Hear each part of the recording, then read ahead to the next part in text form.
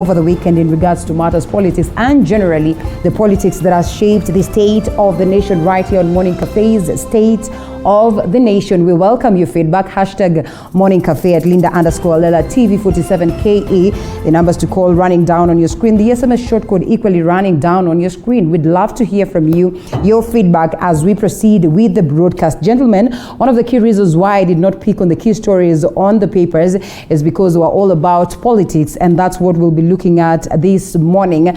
And we come from a politically charged weekend, and so I'd love to hear the views of the gentlemen on board in regards to what they speak of what we have witnessed over the weekend. Sagana, Western region, different regions, the pastoralist nations, or the pastoralist regions and all that. And so much has been happening, and I'm sure again the gentlemen that we have on board have actively participated on what it is that you are looking at me as though you have not actively participated. Barack, you have actively participated. Absolutely not. I was in my house quietly. The previous weekend you participated. The previous weekend, yes. I attended a funeral. I lost my uncle. Oh yes, may his soul rest in peace. Yes, the former bishop from Butere is actually my uncle. Right. And if attending his funeral is participating in politics, so be it. So be it. Well, if Kenyans were to look at the pictures that were circulating, then I'm afraid you do not get yourself off the hook. As I've said, you are attending I was attending my uncle's funeral. Yes. I couldn't stay away. And if anyone thinks that was politics, so be it. All right, so well, be the judge, and let's proceed to the conversation. Gentlemen, our Honorable Eseli Simiyu, let's first of all pick it up from Sagana and look at what it is that culminated all the way to yesterday. Do you suppose that this achieved the purpose that President Uhuru Kenyatta was seeking to achieve? Well, we don't know what was said in private. Okay. But we hear what was said in public. You think there was something that was said in private? In a situation like that, definitely there must have been meetings before that. Okay. So I think it will be unwise for me to say whether I support or I don't, because I don't know what was said in private. Right. Perhaps the only thing to say is the president is trying to consolidate his backyard. Given the onslaught his deputy has visited on him. So he's trying to consolidate his backyard. Yeah. But it will be foolhardy for me to say that I support or I don't, because I don't know what was said in private. What we hear is what was said in public. But usually I believe that actions speak louder than words. Right. So we'll see what actions will come from that, rather than the words that will be spoken from it. As for Western, it's a pity. It's a real pity that Western leaders, we are unable to mobilize our people for meetings, and instead we wait for them at funerals when they have mobilized themselves to come and mourn their dead.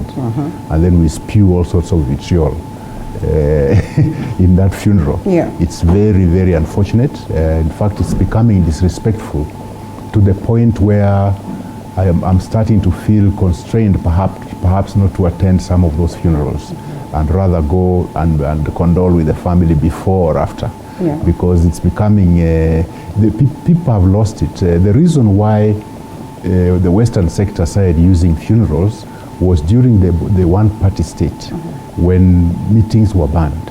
So what the opposition then did, they used funerals because then they could not be stopped. And then it seems to have become now a culture, to the point that even people from outside the community are taking advantage of it. And in fact, during those funerals, they actually go ahead and denigrate the local leadership. They go ahead and disparage the local leadership, and they get away with it. So it's an unfortunate scenario that we from the western part of this country need to relook at.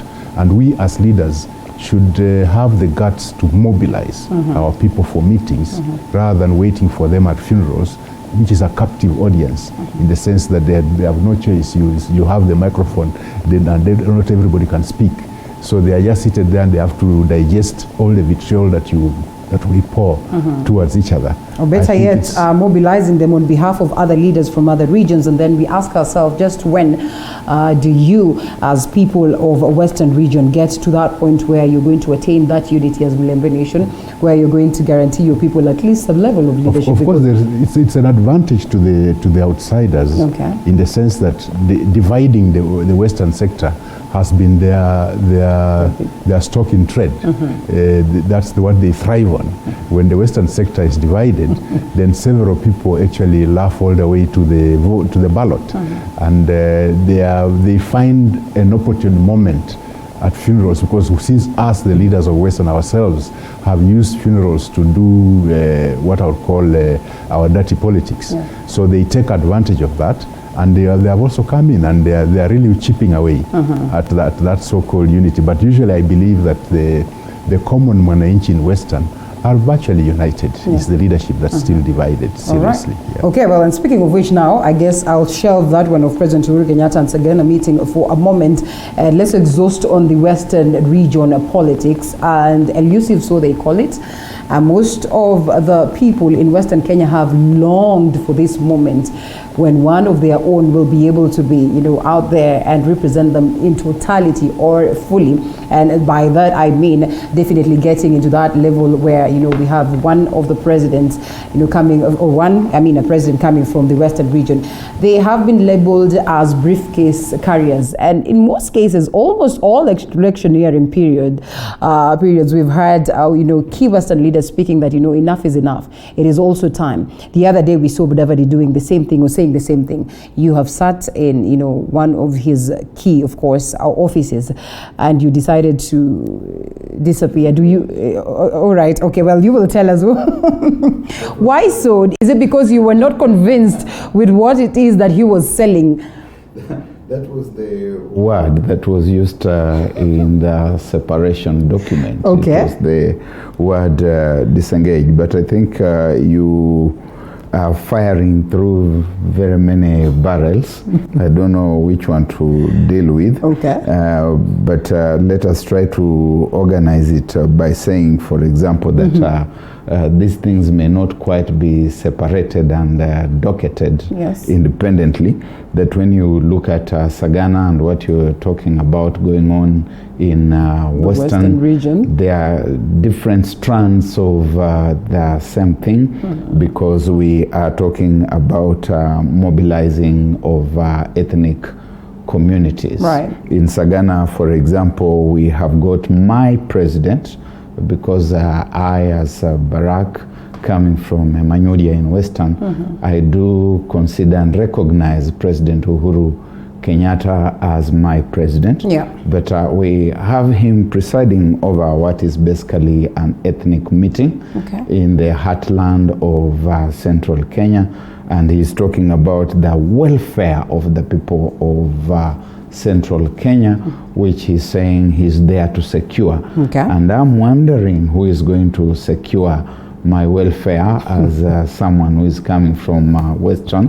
And therefore, I begin appreciating some of the sentiments that my people from Luya land are saying, that perhaps it's also about time that they solidified and unified and united around one leader, so that they can also be contending for some of these things. But does that solve anything for my country if we are going to balkanize the country, and if we are going to have people who are supposed to be the symbols of national unity actually going out there in the heartland of central Kenya to say things like, I will also be at that negotiating table to make sure that I have secured your interest.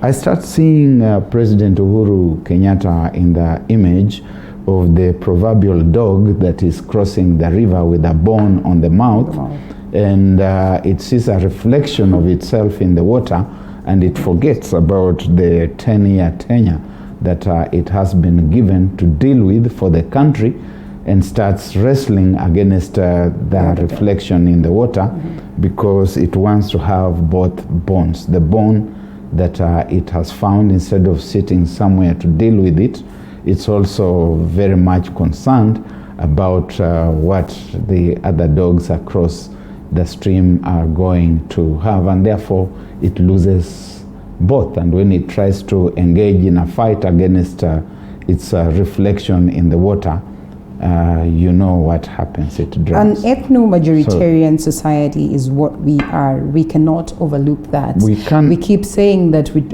pride in, you know, our backgrounds and all that.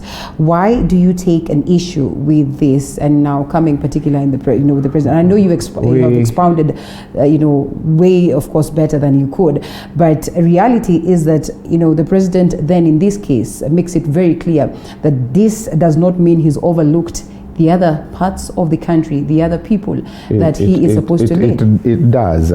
First, by going on radio and speaking in vernacular, I would have been interested to know what my president was saying on radio. He hasn't addressed me on radio for a very long time in a similar manner. The person in Pokomo would also want to be addressed, and so would the person in Turkana want to also be addressed. Then he goes into his homeland, because Kenya is no longer his homeland. His homeland is where he has narrowed himself into, and he's talking about protecting the interests of a community against the rest of us. Now, this kind of zoning of the country by the head of state and telling people that they should use the front door, and I don't know what the front door is, because to me the front door is going to the people direct. Yes. Back door is when someone smuggles you in and tells you, kuja hapa, I will show you how to sneak in. Now that starts becoming worrying. And we in Western are being told do the same. People in Rift Valley are being told do the same. The Maasai are being told do the same. What is going to happen to the country? Hold it right there. Let's loop in Honorable Didmus Baraza. The whistleblower in the name of Kangata, you know, raised an alarm and said that there's trouble in the president's region, and that probably, you know, many came on board to say that indeed is the reality. While the president would have, you know, overlooked that, probably he was acting or he was responding in regards to, you know, these alarms or these points that were raised by Honorable Kangata. Is there anything wrong to go and address trouble where there is trouble, as opposed to going, you know, and address trouble just anyhowly? I have no problem at all with the president retreating to his backyard and speaking with his people. Yeah. My problem is what I heard him say. I heard him say, castigating other Kenyans who are assisting Kenyans in their own way, that Kenyans need jobs, they don't need wheelbarrows. While I may agree with him partially, but I want to tell him that the wheelbarrows that are being given are not funded from exchequer. They're not funded from government money, where he can now say as the head of government, I don't think if we are channeling this money in the right direction. They're saying that this monies are coming from proceeds of corruption. Doesn't matter. It does matter to us as a people. It doesn't matter where you can say the money is coming from. But it matters where the money that is legitimately collecting from Kenyans is being utilized in terms of creating jobs for the thousands of jobless Kenyans. Kenyans are jobless and don't wait for someone to create the jobs before they begin to earn a living. They will attempt to use what is available to be able to afford food on their table, even if it's a wheelbarrow, even if it's engaging in groceries, even if it's engaging in using mkokoteni to ferry people's goods to earn a living. Some even engage in prostitution, not because they lack it, but because they do not have anything that will afford them put food on the table. And I think it's regrettable for the head of state to address Kenyans wherever he was by saying that Kenyans need employment, they don't need wheelbarrows. What are you doing as the head of state? You are the driver who took over the economy of this country that was very robust from Honorable Mike Kibaki. You have mismanaged the economy. Recently, he said that he is in charge and is in control of everything that happens in this country. Yeah. So I would want him to make such statements that Kenyans don't need this if whatever is being provided for is being funded from exchequer, is being funded from public coffers. But today, I, as Didmus Wekesa Barasa, if I decide to go to my constituency and use my money from my donors or money that I've borrowed from Barack Obama or from Dr. Simiyu, and I give my people something that they can use it to earn a living, the president government has no moral authority or local standard to dress it down, because it's being given on a philanthropic point of view. While you, as the head of state, you have all the instruments of power. Kenyans have given you the latitude of collecting money from them, and they will alongside the driver of the Hustler Nation narrative, that is the DP. Yes, we could be the driver of the hustler narrative, but we are not driving this narrative by using government resources. I've never seen, I sit in parliament, I participate in all the budgetary making process. I have never seen a budgetary allocation that goes to fund a hustler narrative. Kenyans probably would take issue on the fact that, the driver of the hustler narrative is in government today, and not much is being done from the side of the government to cushion them, to make their lives better. So why would they buy into the idea of these small, as many have called them, small handouts, as opposed to getting long-term solutions coming from the very same government of the day? Why would you take a sideshow and decide to take this in line with the line of philanthropy and all that, as opposed to focusing on addressing these issues at the point of government, and then later on come and tell us that this and this and this is on philanthropy basis and probably would come in handy also to address your issues? Honorable Simeo. I think as a country, we are in a bad place. The poverty levels have gone up, especially with the COVID pandemic. I think it's unfortunate that in a situation like that, some of us would like to exploit it and purport to be assisting the poor, when really what we are doing is buying their vote. It's a very unfortunate scenario, but that has been going on in this country for quite a while. And I think no one person's philanthropy will elevate the poverty of all the Kenyans. No one person's philanthropy. It is the policies and actions of the government that will elevate the poverty. So if we all rely on an individual, I think you had the DP abusing the Western people the other day when he said when they want to build churches and whatever, they go to him. But when it comes to votes, they don't give him. And it has caused a row because people in the Western sector are thinking, oh, so we keep on going to beg. So the DP is telling us not to be beggars. And don't you think there's some level of truth in that? Yes, definitely. There's a lot of truth in it. Because so it's easy to be an abuse. It's just someone reminding you of who you are. The worst bit of it is this, that when you look at the poverty in this country, most of it is in Western Kenya. And this poverty includes us, their leaders. And us, their leaders, are also involved in that poverty, because whatever we do, we also end up going looking for benefactors to give us money to go and maintain our ground. So actually, we the leaders are the first beggars. And that is the situation in the Western part.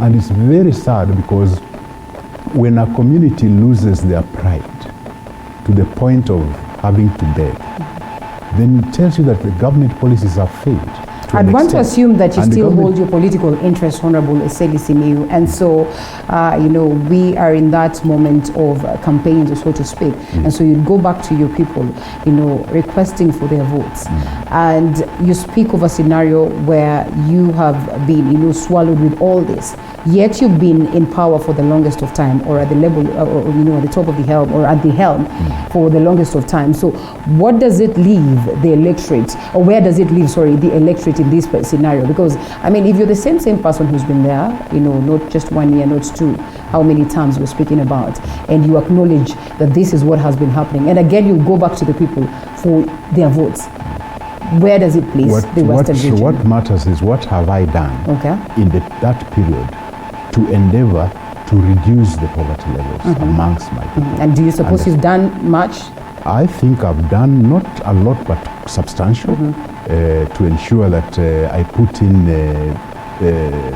structures based mainly on the agricultural sector to try and alleviate their poverty by increasing their income.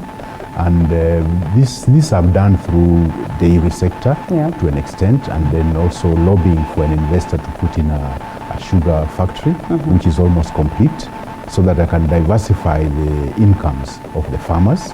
So to an extent, I've done my bit, but there's still a lot more. Because as I said, it probably does not hit the percentage that you expected when you were getting to the... I can't say that I've hit the percentage that I would have liked. What has stopped you? As I said, what matters is what are the government policies. Okay. If the national government policies do not support that person down there, that farmer, that peasant farmer, to make a living out of whatever little they do, then it becomes a problem. And I think that's what we should be addressing, rather than relying on individuals' philanthropy to be able to build us churches, to be able to build us schools on individual philanthropy. It can't work. All right, well. It has never worked. Okay. Barak. Well, meanwhile, the policies are absent, and that is why all of these politicians, no, I don't walk around with them, but I have no doubt in my mind that when they go back to their constituencies, they are accosted by constituents, both in formal environments and non-formal environments, who want some kind of help or support from them. And I have no doubt that both the gentleman to my left and the gentleman to my right have given that kind of support to the people. And therefore, that is something that will go on for a very long time. I recall that as early as in the 1970s, people like Martin Chikuku, who was our MP in Butere, were very grossly opposed to the idea of handouts, and they had a very clear notion of what was expected of a member of parliament. The thing that we today call development was never part of that agenda. The MPs got cornered to the extent that we came up with the CDF. The CDF has not even solved the problems. We are now coming up with a World Development Fund. It will not solve the problems. We have created a dependence mentality across the country. It's not just in Western, it's across the country. There is a beggar mentality everywhere you go.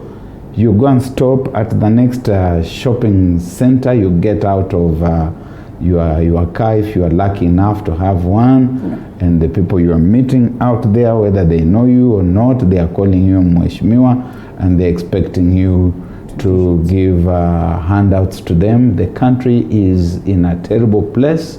We must address these challenges. Members of County Assembly were excited when they heard that finally this document is headed to the counties. Do you suppose they were equally waiting for what it is that the president dished out? We saw that in Sagana they have already been given an inducement of 2 million shillings loan, interest-free loans to buy cars, and I think that starts giving a very bad impression. I would expect that those authorities that are doing the same, if they have decided that that is the path they are going to use to make BBI work, should also extend similar largesse to members of parliament.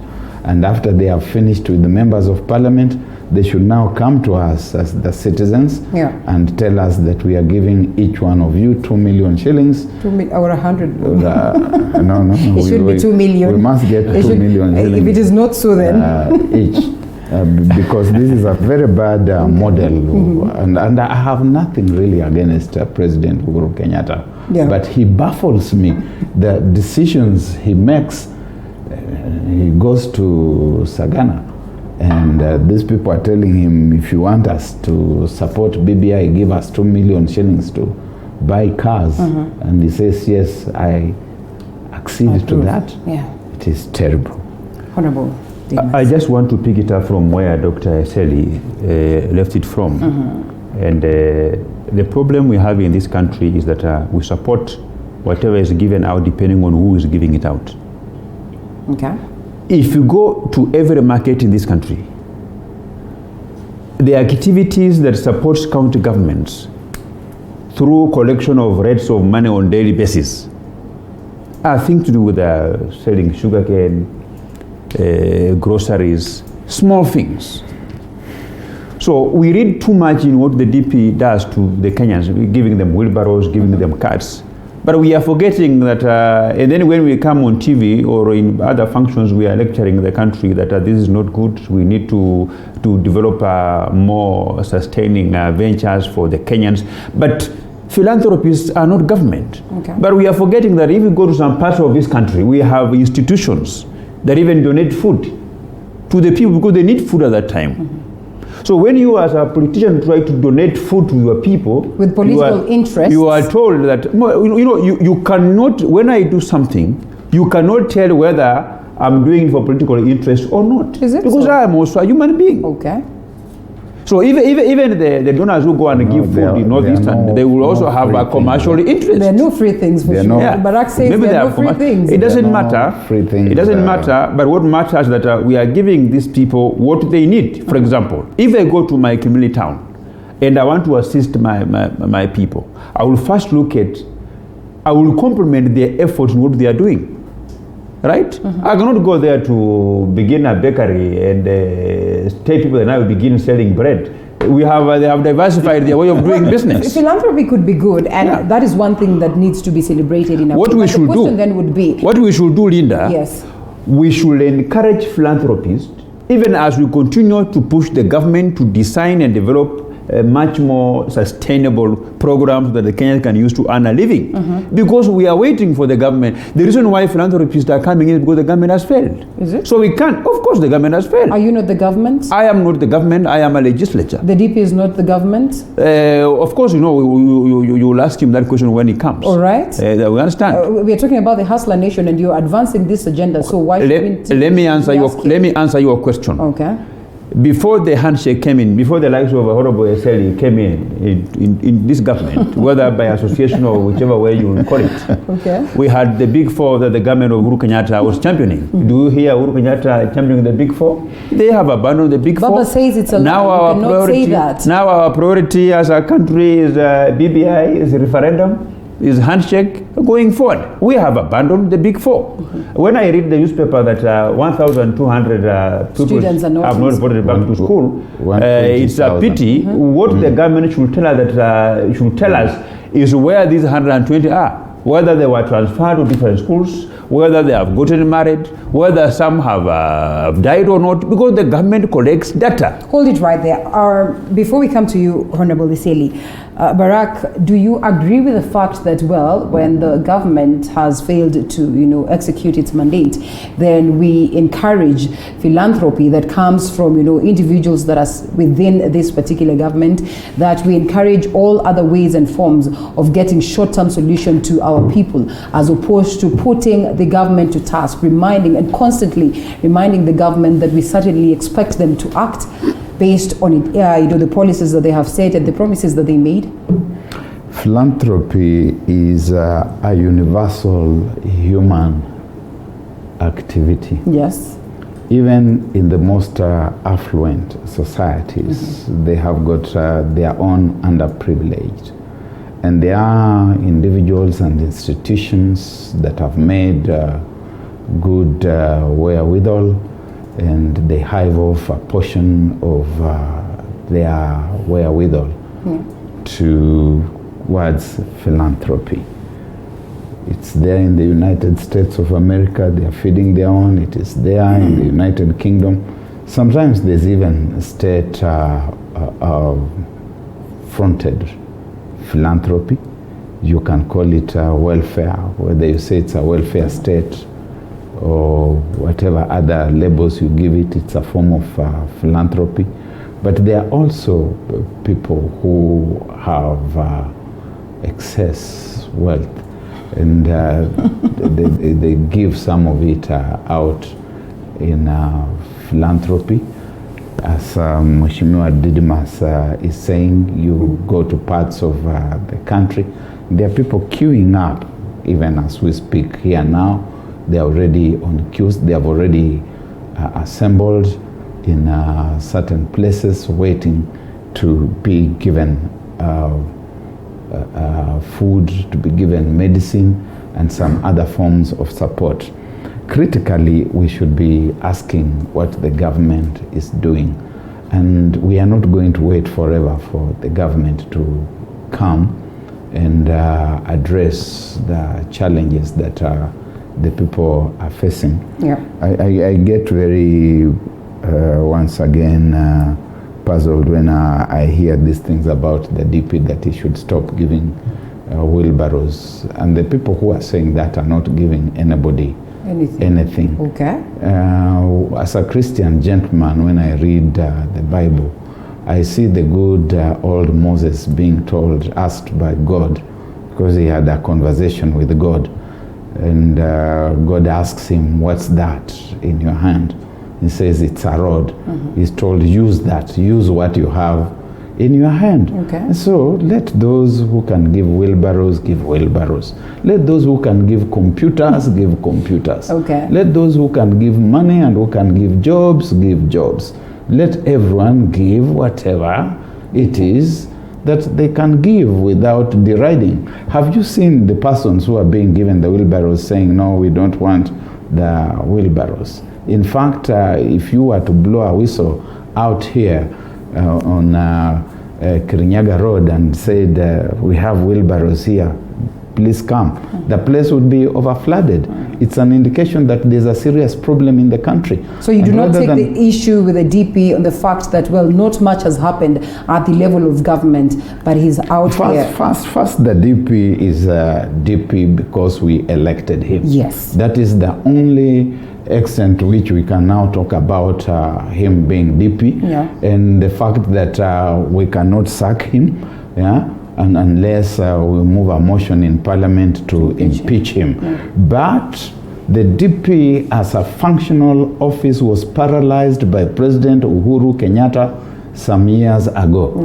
You can go to Harambee House Annex. It is a dead edifice. Nothing goes on in that place. Okay. Pay a visit, because the president has taken away the functions Okay. that one would expect. They were given to a super cabinet minister who I hear is being fronted as the next president to take over from Uhuru. In fact, Linda, before Honorable Sally comes in, Yes. I want to tell the country that government of Kenya uses her money as well, even to buy wheelbarrows, mkokoteni, and these kind of things through affirmative action fund. Yes. There is no constituency in this country that doesn't have a wheelbarrow or a tent or a blow dryer or a water tank donated by money by women reps through the affirmative action funds. So the government itself of the Republic of Kenya is using her money to buy carts, to buy wheelbarrows, to buy blow dryers, to be able to give Kenyans, because that is their tool of trade. And you know, in countries like in Botswana, for example, even in America, they have what we call a destitute law, where regardless of the programs to bring in, we have people who will never afford. They do not even have the requisite skills and knowledge to be able to participate in the nation building. They are called destitutes. And in Kenya, there are very many of them. So these people, they are given food coupons.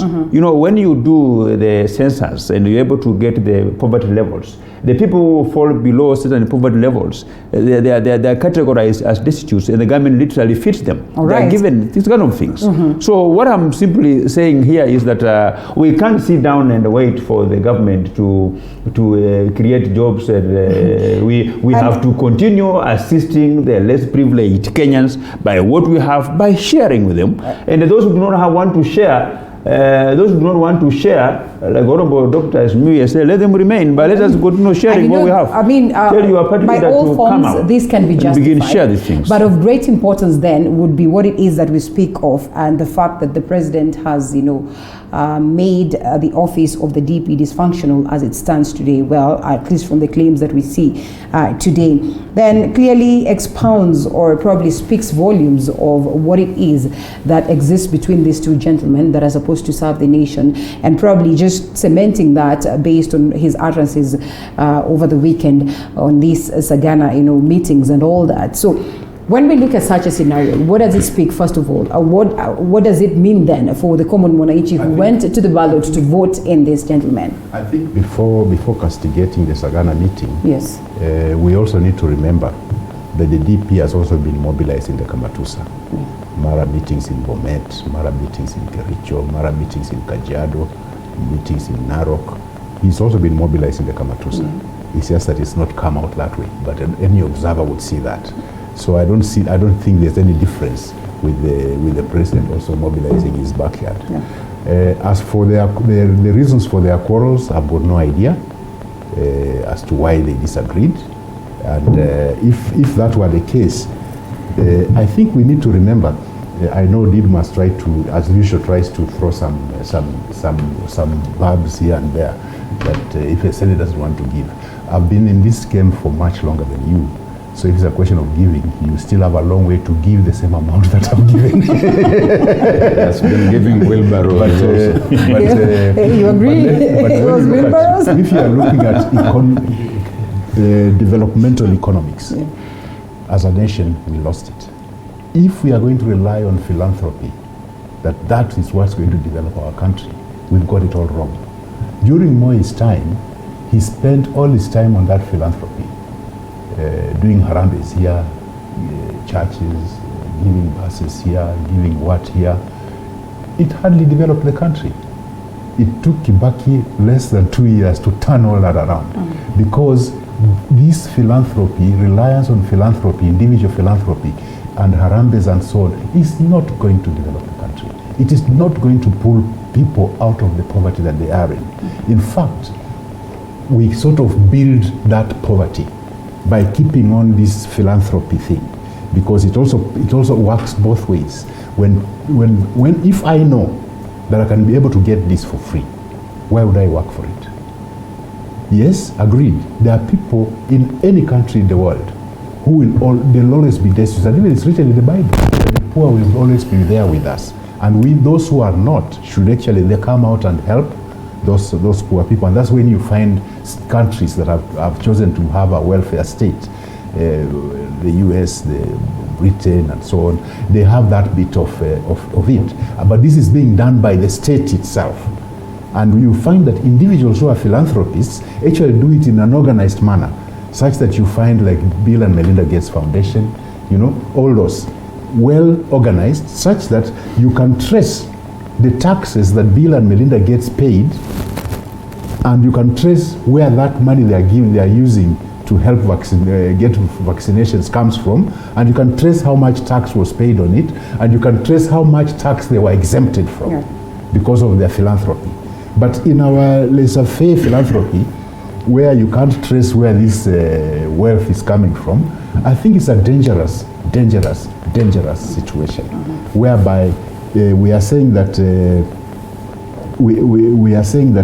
Kenya therefore has got a bigger share of destitutes than we should have. If somebody has been in government since 1992, and wants to turn around and say they are not responsible for the failings, the only time they missed government was perhaps 2002 to 2007. But all the other time they've been in government and at high positions, minister, what have you. I don't think if that kind of person is still going around with philanthropy, then there's something wrong somewhere. Why do you say that these monies could be, questioned in a way, yet you acknowledge the fact that this person has been in government for the longest of time? And from what we hear, there's plenty of money down there. Maybe they would have amassed enough. The richest company in this country is Safaricom. Yes. and they've got Safaricom Foundation. And they also do a lot of philanthropy, Yes. but organized. Yeah. My And you think this one is my not? business has been a beneficiary. Okay. Wrote a proposal to them, and they actually came and built an operation theater in the hospital, which is functioning and serving a very wide population. That is the kind of philanthropy. If this then is not organized, then why is it that government is not coming in? Because this philanthropy we are talking about now is not raw safi. Okay. It is what hunting. It's what hunting. Linda. Yes. The Safaricom philanthropy. They They're not don't looking for they know you are their customers, and they do something that serves the whole community. You see, like what they have done for me in the constituency, it's serving over 200,000 people. And they do not as the only expect operation anything in theater. return. Of course, there are people. We expect them to therefore. No, they're also using it as a marketing tool. It's a marketing tool, but you realize that this is the richest company in the First, Linda, Yes. we don't know where any rich person in this country has got their wealth. And that's the Not been tragedy. successful on lifestyle audits. We can start with the old money, as we keep saying. Yes. There are people who have money, and they think that we should understand they have money because they have inherited this money. We are not being allowed to ask where those who got that money that they have inherited Got it from. and how they got it. I've said before and I say it again, we perhaps need a conference in this country where we are going to talk about people with money, where they have got that money. As Jesus Christ said, before you throw the first stone, you cast the first stone. We need to know where this old money has come from, and we also need to know where the new money has come from. We cannot talk about money selectively. Safaricom that is talking about, there is 15% shareholding that nobody knows about in the country today.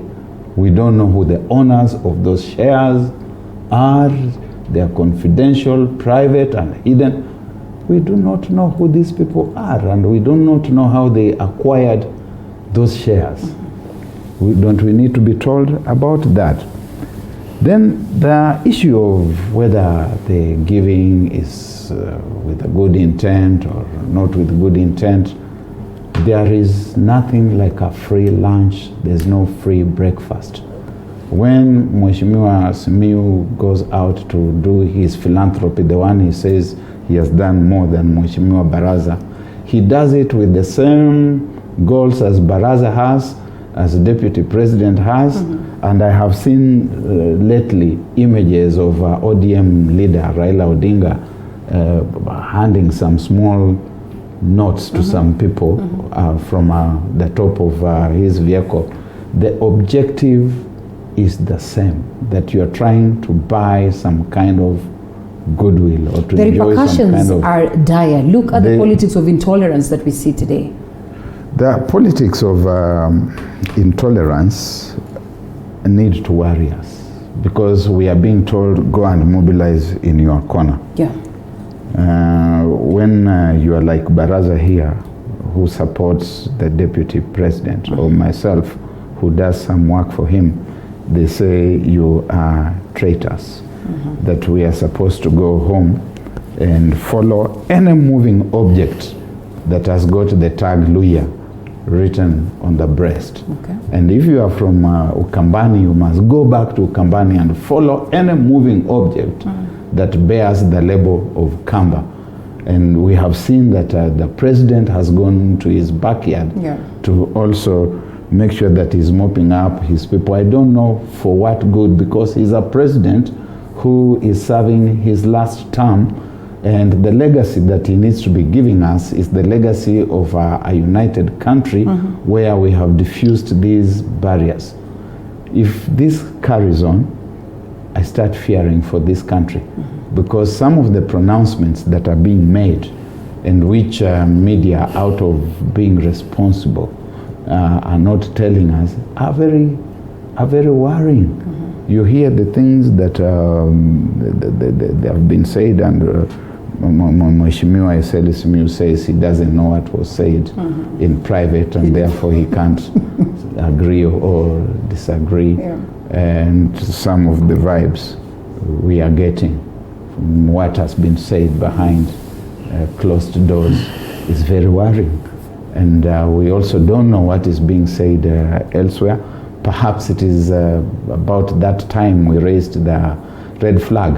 I have seen a certain man from Western posting in the social media that I'm speaking from such and such a restaurant in Kakamega County, and I'm saying tutafungua Nyaunyo. And then we have also seen him elsewhere listing the names of people who should be sorted out. These are serious things. This is how 2007 began, through zoning and balkanization of the country, and people saying that this is our terrain. And if we continue like this, 2007 is going to look like a children's Christmas party. We certainly do not expect to go that direction, but then again we have to address it.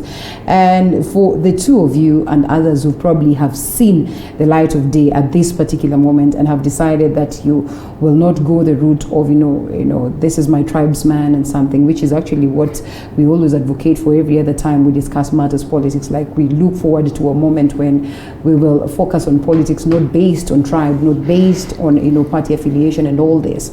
What do you suppose should be done to get us from this talk of politics of kingsmanship? Because probably that is what has taken President Uhuru Kenyatta to Sagana.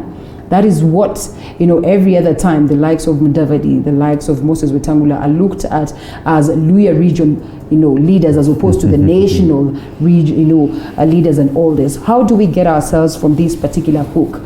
I think it's difficult because of the way our fabric of this country is nurtured. Today, if you go to apply for an ID card, you ask which tribe are you. When you apply for a job, you are told to photocopy your ID card, both sides, because they simply want to know where you come from, which is your tribe. Today in Kenya, we have counties that are majorly tribalistic in nature. We have Kisii County. You don't expect the Luhya to be found in Kisii.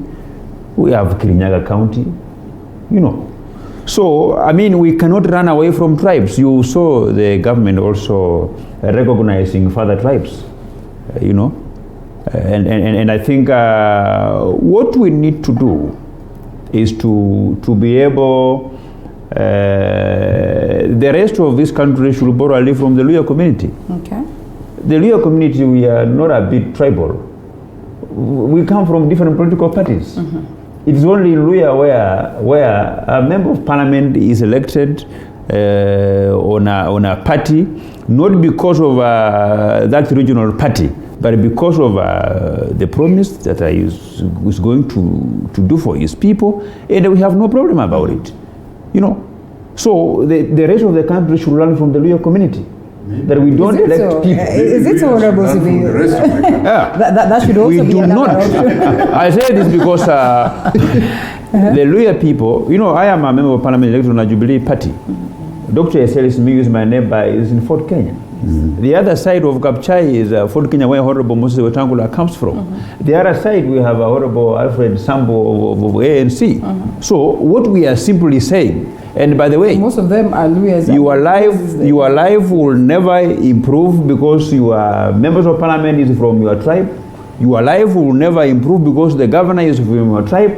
But your life will improve because the governor or the member of parliament, regardless of the tribe they are coming from, is being driven by what bedevils you, and is being driven by devising solutions that will solve your problems going forward. I can almost guarantee you that Honorable Eseli Simiyu will differ with that.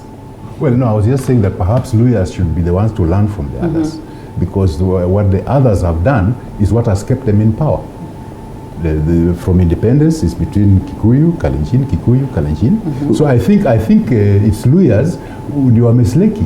They should learn from these two, because given the numbers of the Luyas, perhaps if we learn from these other people, we would take over the running of this country also. But that said and done, let's accept one thing. We talk of Kenya as a democracy. That's a fallacy. Kenya is a kleptocracy.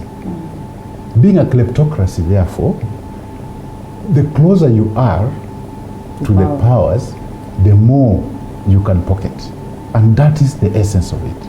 And that is why you find that in the western part, we don't have very, very wealthy people. Even the Mudavadis and so we are not thieves. They are not exactly that. They are not rich and with a lot of money to give. But then you need to learn. That's what they are rich. Telling us to learn from the wrong model. No, it's the wrong model. But so many years after independence, and we are still where we are as Luyas, maybe we should learn from the others. And that's why I'm saying that you should debunk the myth that Kenya is a democracy. Kenya is a kleptocracy. And we need to digest that and start doing what the others are doing. If we are going to mobilize ethnically, we should also mobilize ethnically. I don't see, if the president is calling his people at Sagana and the DP is calling the Kamatusa group in Bomet, in Narok, in Kajiado, then why shouldn't the lawyers do the same? Because what's good for the goose is good for the gander. But you call us. Why do you consider them wrong models? Why do you consider them wrong models while you work for the few that is probably mentioned? I'm saying it's the wrong model. Okay. But we don't seem to be able to change the model. Because if you balkanize the country, the easiest sentiment to mobilize is the ethnic sentiment. It comes naturally because of the breed, that we are of this breed, that we are being oppressed, that someone wants to take away that which belongs to us. If you ask people from Western Kenya about poverty, about underdevelopment, they know it, they understand it.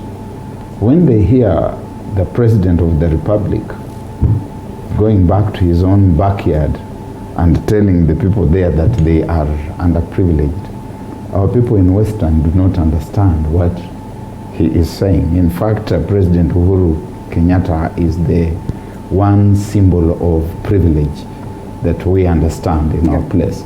Now, if you start telling us to borrow from that model, the truth of the matter is that the ethnic sentiment is going to go overboard as it has done before. And you know, the outcome of that is a bloodbath. Yeah.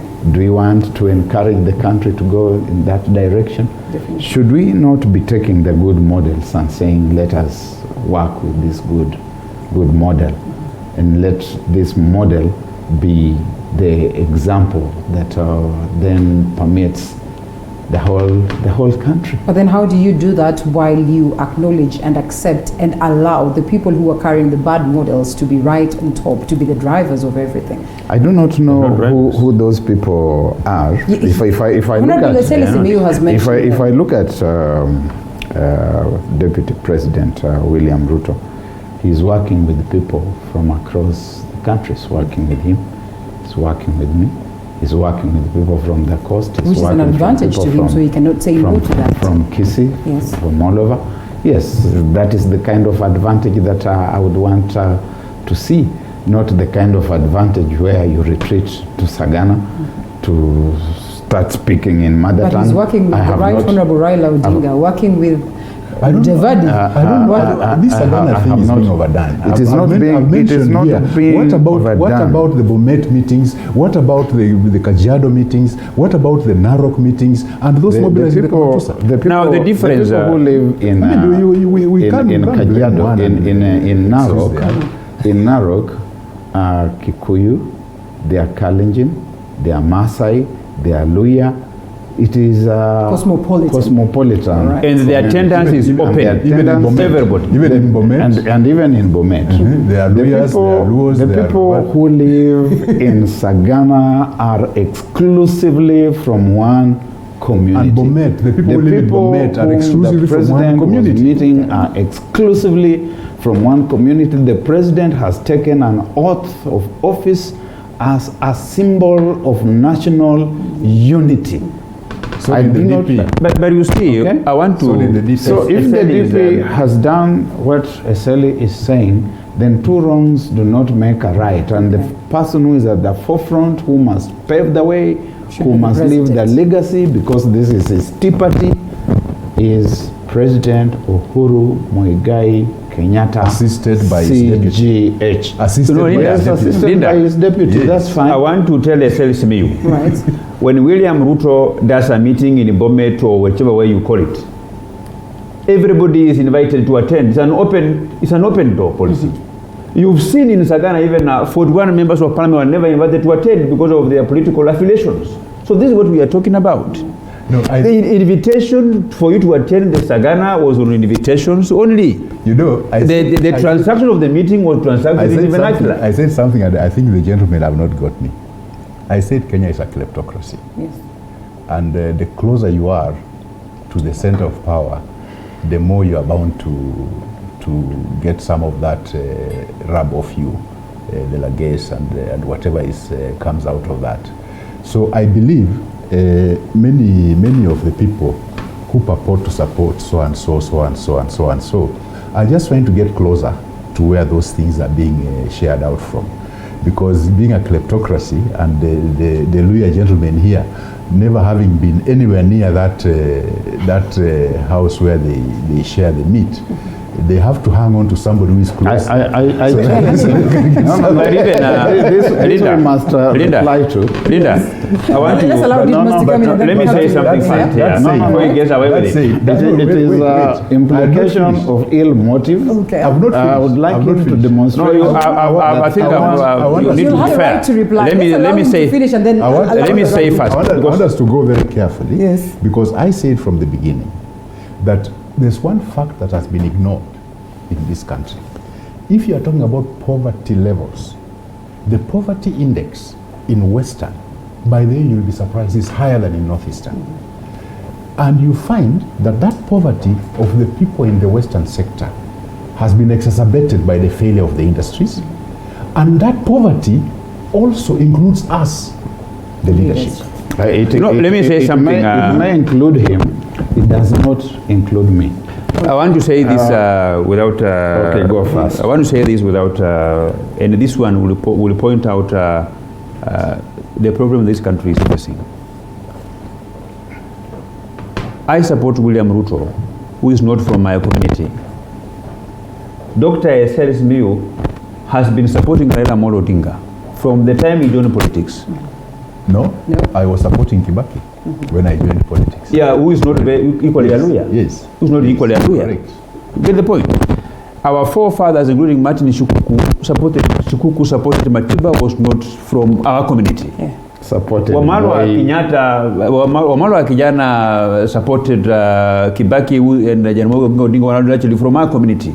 So how can it therefore be a problem for Didmus Bekasa Barasa, whom when he supports somebody who is not from our community, people have a problem with me? I mean, they should give us a No. I want to drive a point here. We have no problem with you supporting. I want to drive a point here. You know, we've been talking about the real unity, those kind of issues, and I want to be very clear on this table here that at least I have the benefit of, I've been talking about these issues of castigating philanthropies, those kind of things. You know, I have the latitude of electing him. I voted for him in 2007, when before Tongaren was split from my constituency. So I think I know how he was campaigning. So I want you Kenyans to ignore him. What he talks about is not necessarily how he practices. You know. So what I'm simply saying here is that we should allow people to support whoever they think has the best ideology to advance both their personal political interest and the interest of the people these people support. That's what we should do. Okay. Linda, We should have it, no problem. Linda, we have got the democratic latitude to support anyone. Anyone, yes. May I be heard? Whenever he speaks, I keep quiet. Yeah, he should not get hot under the collar. Okay? I have the democratic space and freedom. If he is being driven by kleptocratic considerations, that is his case. We know about people who have been going to Kajiado to be given money Yes. to cause fracas in political parties. They have never asked where that money comes from. Francis Atwoli is a self-proclaimed billionaire. We don't know where his ranches are. We don't know where his factories are. We don't know what businesses he has invested in, that he can even get on a TV show like this one and break $500,000 shilling phone just to demonstrate how wealthy he is. And we know who the beneficiaries are. Okay. As Barack, I would challenge anybody to come out and say where I have been given money by anyone to make a decision that I have made. Previously, I have supported Raila Amolo Odinga. The Odinga that I supported at that time and the Odinga of today are two different individuals. There was the Odinga who spoke for the people of this country. And then there's the BBI Odinga who is looking at what he's going to get from these things. There's the BBI Odinga who has been given a port along Lake Victoria that has been fenced off and that has been bequeathed to him. That is a different individual. I go with the voice of the people and where the people are. And the DP For the time is being, the voice of the William people for Ruto now? is Okay. the voice of the people. All right. If he stops being the voice of the people, You will stop. I will also stop supporting him. So to come here and say that there are people who are hanging because they want to be given. Dr. Selsimiu, my children are doctors like you. Some are engineers. Others are professors. I have no need for handouts from anybody. Davadi stopped speaking for the people? He never spoke for the From the people. word We go. tried to make him speak for the people. Okay. And we got to a point where we saw he could not speak for the people. Let's close it at that. Can I now speak? As we wind up. I think I still insist that I know Barack is saying about his democratic space. I still insist that there's no democracy in Kenya. What's in Kenya is kleptocracy. And I think if it's a question of speaking for the people, that is a loud statement for the people. That Kenya is a kleptocracy, not a democracy. And we need to change that. How? The other If we have to issue, swim in it. the other issue we are talking about speaking for the people.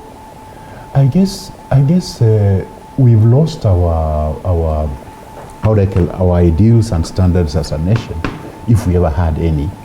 Because as I said on this station a few days ago, the message could be right, but the messengers are all wrong. Wrong messenger, correct message. Because what I mean by this is that the wrong messenger is using the correct message to endear themselves and slowly capture the people's imagination, but eventually what they do is totally different. Because if one has had the opportunity, for the last since 1992, to make those changes and they have not done so, which road is this to Damascus that they have walked on, that they are now going to change and do the right thing? Well, if all along nothing right has been done, and then suddenly now we are arguing that these same people are going to change. And when I keep on insisting that it could be the right message, resonating with the people. The BBI. But no, not the with the BBI, people, sorry. the narrative they are trying to Okay, okay. It could be the right message, but the messengers are all wrong. William Ruto has never been president of this country. The presidents have been Jomo Kenyatta, Daniel Arap Moi, Mwai Kibaki, and Uhuru Kenyatta. Otherwise, Ruto has worked under them. the same argument can be made. Mudavadi has worked under them. Raila Odinga has worked under them. So all these SL individuals has worked under them. Okay. All of them have worked under them. He has worked under Wetangula, who has worked under them. What SL should know. If we want to analyze the performance of William Ruto, we should analyze how he performed the ministries where he was minister, including the Ministry of Higher Education, the Ministry of Agriculture. This guy has done properly very well, and I want to tell you, Honorable SL, you are my neighbor. Please, make up your mind, join the Hustler Nation, we are coming for you. It is a hustler. No, sorry. I don't go by friends. I don't go by friends. Are you threatening me? Are you threatening me? I'm telling you, we are coming for you. This is the sort of thing that brings divisions in the country. Okay. Intolerance like that. It's not intolerant. I'm simply saying, is that what the hustlers that are going to threaten everybody? I don't know that they are going to coerce everybody. That they are going to twist everybody. Is that the philosophy of the hustlers? At least you've come out clean. You've come out clearly. Is that really You've now said so. He has now said, no. It's good he has said it on national TV. Okay. Now he has exposed them. For the best. He has exposed them for who they are. He has exposed them for who they are. For very many years in this country, people have been elected on the basis of a political party's euphoria, whether it's NASA, whether it's ODM or anything else. But this time round, the euphoria that the people that is going to feed people still euphoria. Is the euphoria Still euphoria. to advance Still euphoria. The economy. It is still euphoria. So what's new? Not up, so what's bottom. new? It's still euphoria we are bringing. I think it's left for the community to decide what is new in this case. You have not changed anything. Gentlemen, Maybe, we can close it at that. These two are neighbors, so I don't know. Maybe they we are could worried, be We should be quarreling worried. Maybe you just changed the over border. not the forest. The monkeys. All right, gentlemen, we close it at that. Member of Parliament Togaran, Honorable Eseli Simiu, Dr. Barak Mulupa, Communications Advisor, and lastly, Honorable Didmas Baraza, Member of Parliament Kimilili. It was good having you, gentlemen. I would have allowed you to speak of, your parting shots, but then time cannot allow us. I would have loved for us to hear what you think about the BBI up at the counties, but we look forward to have you again on Monday. Thank you. Do have yourself a lovely one as we cross over to a different conversation altogether.